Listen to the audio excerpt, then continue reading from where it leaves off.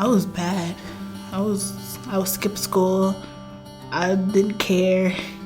I was in and out the system. I would hang out with people who were part of gangs, people who would smoke, drink, but I wouldn't do that, but I just wanted to be around. But there was bad influences. It was my 5th time in the youth center, and the judge was like, I was going to court, and I'm like, I gotta go home. I've been here for 3 months. And then when I went to court, and he was like, we should send you to out of city placement, CEDARS in Lincoln. And I was kind of like, if my mom was in the back of the car, I was like, I'm running. That's how I started. I was like, I'm running. I'm going back. At first, I thought I was going to learn nothing. I just thought it was police work one time. But after I came to realization, they help you get back into school. If you want to get your GED, they help you with that. If you want to go back into school, they'll help you get back into school. And when we cook, we alternate days to teach you certain basically house duties, like what you would do in your own home, like washing dishes. You have to cook a meal for your children. If you have anyone there, you have to cook a meal for yourself. It teaches, that program teach you that. Now, parenting was for students like me who had, need help parenting, more skills. If your child doesn't want to take a nap, how to make your child take a nap at a certain time and be persistent with it, how to potty train, any questions you need, And then with the independent living class, showed you how to budget, put your needs before your wants, separate the two. You'll learn more to be more independent, and you call them when you really need something, and they'll be there. They ain't nothing but a phone call away. Look at my situation. I was one of the people who was always in trouble, and I got pregnant and still was able to graduate, and I'm in college, and I work a full-time job. Everything happens for a reason. So me going through all that, I wouldn't have met CEDARS. I wouldn't have met Jody, my right-hand person. I wouldn't have met those people. And it's a lot of staff I'm close to in CEDARS programs. It made me realize to myself, okay, you can do this. Regardless of what people told you that you would never be able to accomplish in life, you can do it. I could have stayed longer, but it was time for me to spread my wings and try my independency on my own. And that's what happened, because now I'm independent. I strive for a better life for my children.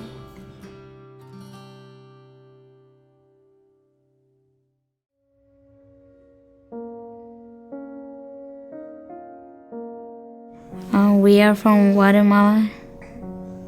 I was 11 years old when I came to America. Since my freshman year, I started doing bad in school, skipping and just hanging out with friends on the hallways. And I had a lot of truancies and tardies. I didn't used to talk a lot to my mom because we don't really get along. And they used to argue a lot with me for little things, and they didn't let me go out with my friends. CEDARS got involved because I was skipping school, and my parents decided to contact CEDARS. I was nervous and scared because I didn't know what my parents were going to say. Kim, who is a family partner with CEDARS, talked to my parents. They just explained me what would happen to me if I keep doing the same thing. Now I know that doing good in school is better for me and for my future. My parents are letting me go out more often now because I'm proving that I'm doing good in school. And I don't have truancies anymore. And I do my homework. And I'm making better choices now, not skipping school and going to class every day. I volunteer for CEDARS daycare. CEDARS helped me see what I want to be in the future. And I want to be a nurse. My life, I think I'm happy now, and I get it more along with my parents.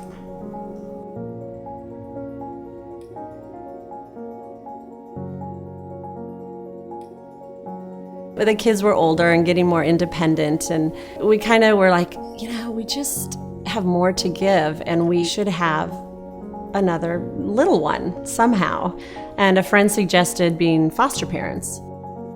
We got a phone call about a newborn that had been removed at birth due to drugs in her system.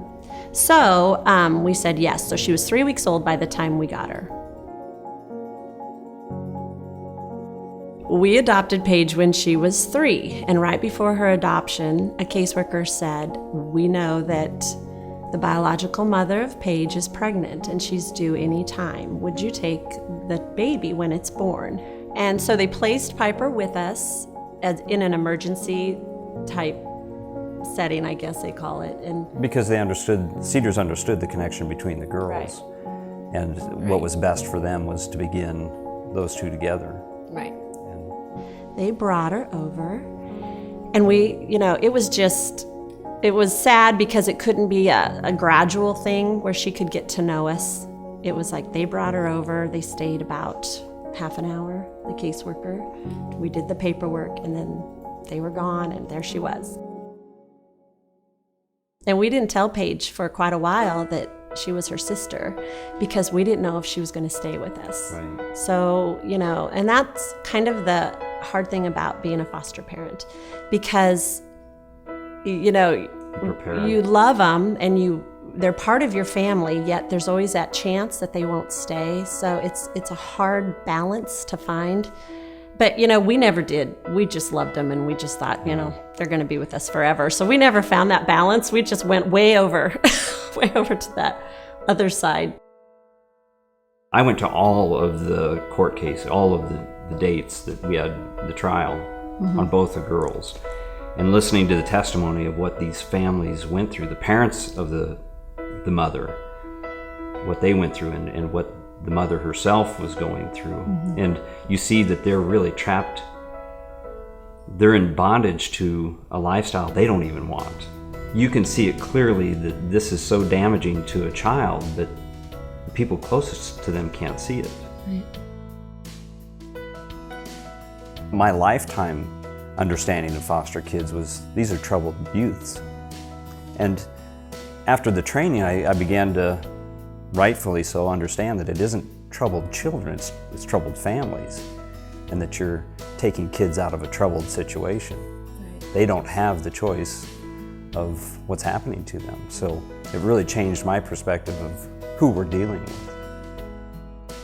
Just last night, it was a beautiful evening. We were sitting outside, and it was getting dark, and they didn't want to go in because it was so nice out, and they're riding bikes and just laughing and just laughing just for, I think, the sheer joy, riding their bikes up and down, and they just are very joyful little girls. They really are. We often think, what would we be doing? Our life would just be so dull, or there would be this gaping hole. These girls they've just blessed our whole family. They just bring so much life and energy and joy, and we just can't imagine life without them.